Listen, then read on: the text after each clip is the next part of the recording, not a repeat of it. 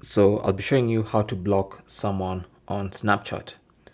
So simply launch the Snapchat app, and then the easiest way to block someone is to go to their profile page.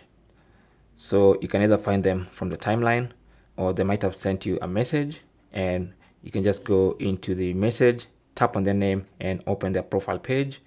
From wherever you are, just tap on the name to go to their profile page.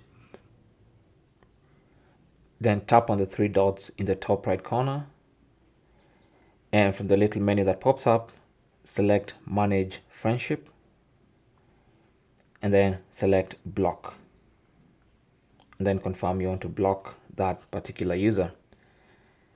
Now, that only happens because I'm friends with that person.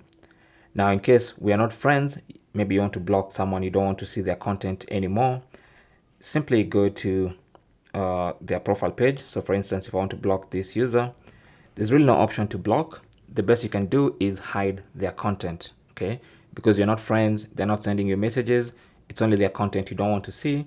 You can just go to their profile page, tap on the three dots, and then select hide this content, and then confirm you want to hide that content.